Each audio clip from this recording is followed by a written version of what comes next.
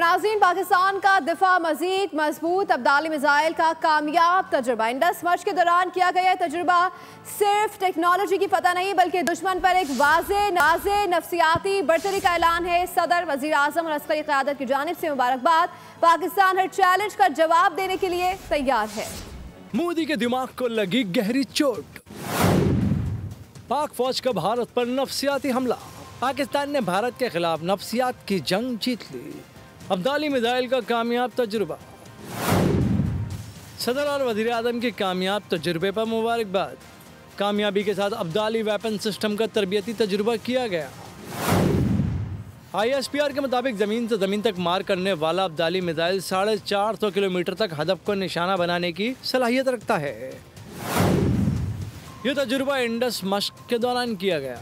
खुसूसी मश्क का मकसद मिसाइल के अहम तकनीकी पहलुओं बशमूल जदीद नेविगेशन सिस्टम और समत तब्दील करने की सलाहियत को जांचना था। तजुर्बे का मुशाहिदा commander army strategic forces command, strategic plans division और आर्मी स्ट्रेटेजिक फोर्सेस कमांड के सीनियर अफसरों, स्ट्रेटेजिक इदारों के साइंसदानों और इंजीनियर्स ने किया।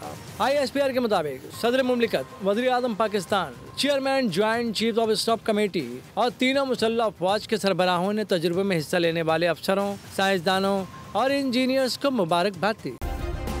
सब्सक्राइब करें और बेल दबाएं ताकि कोई खबर रह न जाए।